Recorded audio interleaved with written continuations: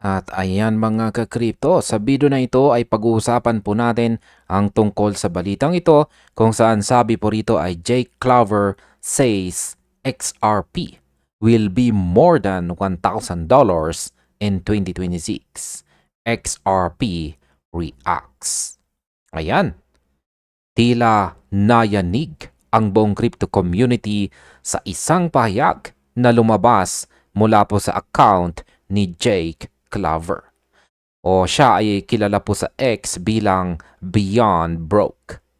Sa gitna po kasi ng ating pagbabantay sa galaw ng market, binitawan ni Clover ang isang numerong hindi lang basta bullish. Ito po ay matatawag nating astronomical. Ayon po sa kanya, si XRP ay nakatakdang lumampas sa presyong $1,000 bago daw po matapos ang taong ito, taong 2026. Kaya hindi lamang ito basta hula. Ibinatay po niya ito sa mga malalalim na macroeconomic factors gaya po ng dark pool activity, reverse carry trades, at ang tila deliberate constraint o sadyang pagpigil sa presyo ng XRP hanggang sa dumating ang tamang trigger. Pero, eto po ang tanong ng nakakarami. Posible nga ba ito? Paano natin titingnan ang numerical reality ng isang $57 trillion market cap? Kaya sa balitang ito ay pag-uusapan po natin ang bawat technical. Yan, bawat technical na punto ni Jake Clover at ang mga reaksyon ng community na nagpapakita ng matinding debate sa pagitan ng pangarap at realidad. Kaya, ayan, simulan po natin sa teorya ng dark pools at saka ang market constraint. Ayan, dito po tayo sa unang layer ng analysis ni Jake Clover. Binanggit po niya ang tinatawag na dark pool activity. Para sa mga hindi po pamilyar, ang dark pools ay mga off-exchange trading platforms kung saan ang mga malalaking institution ay nagpapalitan ng bilyong-bilyong dolyar nang hindi agad nakikita sa public order books.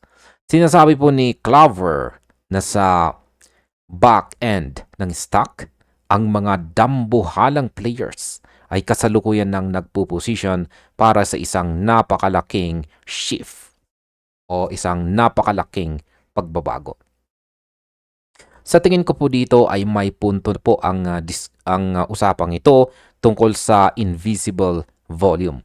Madalas po nating makita na ang presyo ni XRP ay tila nakapako o compressed habang ang ibang assets ay lumilipad. Ito po ang tinatawag ni Clover dito na deliberately constrained. Ang numerical logic po dito ay simple lamang. Ayan. Kapag ang isang spring ay masyado pong pinipigilan, ang pagtalon po nito sa oras na bitawan ito ay mas matindi. Kaya binanggit din po niya ang unrealized losses sa traditional na financial system. Ito po yung mga assets na nakatala pa rin sa mataas na halaga sa mga bangko kahit na ang tunay na risk ay malaki na. Kaya ang paglipat daw ng kapital mula sa mga dying assets na ito patungo kay XRP ang magiging mitsa ng pag-akyat sa presyong $1,000. Yan. Dito naman po tayo sa numerical challenge. Ang $57 trillion na usapan. Yan, isa pong user na nagngangalang Tony ang nagbigay ng isang napaka-importanting punto or point. Ang presyo ng XRP ay aabot sa $1,000. Ang magiging market capitalization po nito ay aabot po sa humigit kumulang $57 trillion. Yan, $57 trillion ang magiging market cap ni XRP kapag umabot ang kanyang presyo sa $1,000. Para mabigyan po kayo ng perspective, ang numerong ito ay mas malaki pa sa kabuang valuation ng buong US stock market sa kasalukuyan. Ang numerical scale na kailangan para suportahan po ang $1,000 XRP ay nangangailangan ng halos lahat ng liquidity sa mundo na pumasok sa XRP ledger. Kaya masasabi ko po rito ay dito po talaga nagkakaroon ng matinding debate.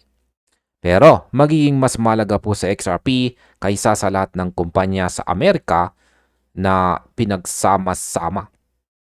Ayan, paano po? Ayan, ang tanong ay paano?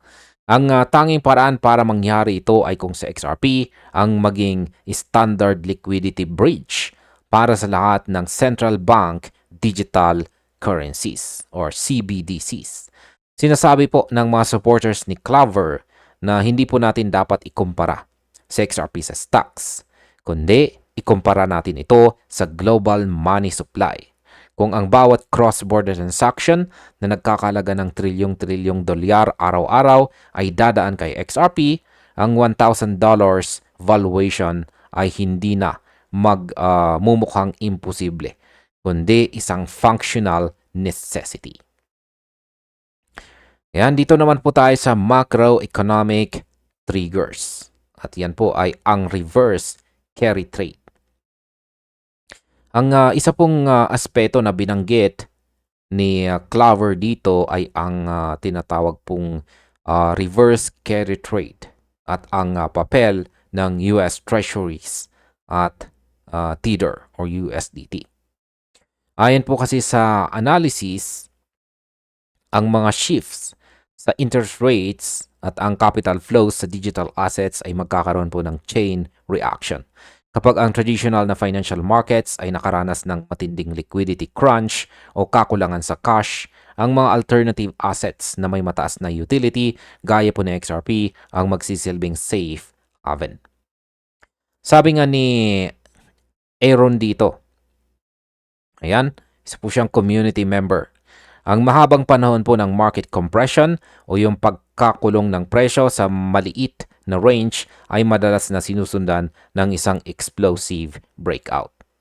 Ang tagal po ng paghihintay ng mga XRP holders simula pa noong 2018 ay nakikita ng marami bilang isang seryosong coiled spring effect.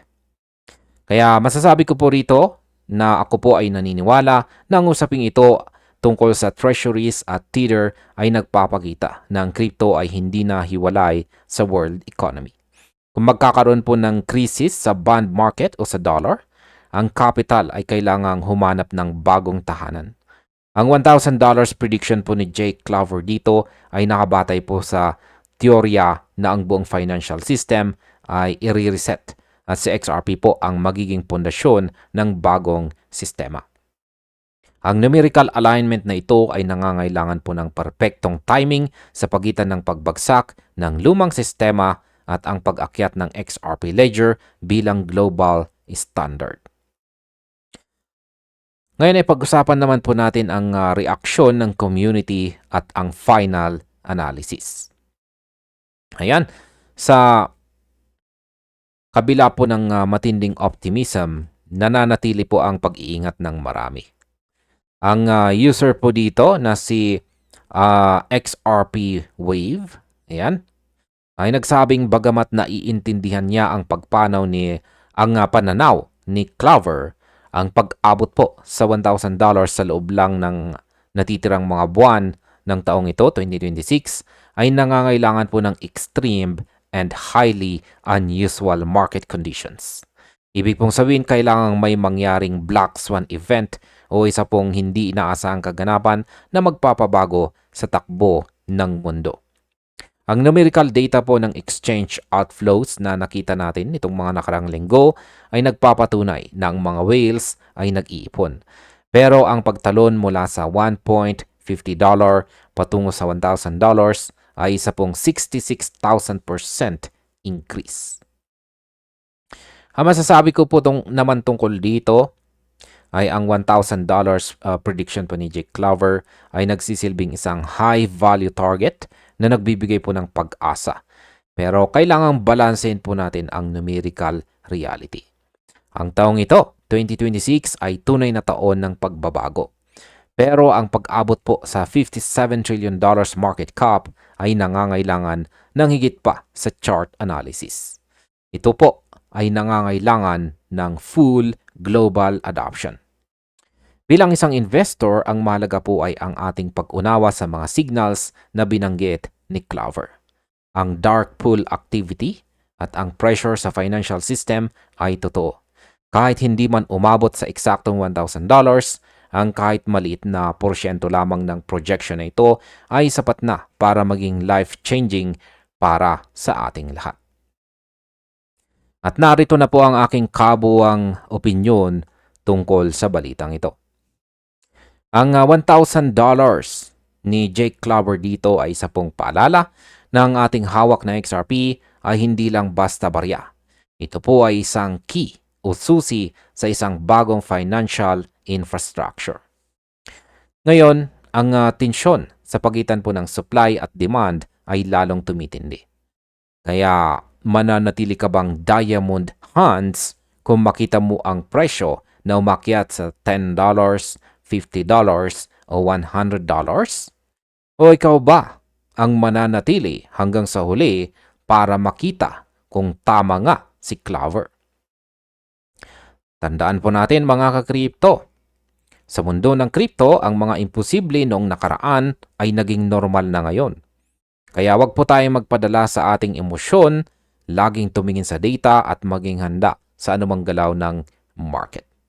At hanggang dito na lamang po tayo sa video na ito mga ka-crypto. Marami pong salamat sa panonood.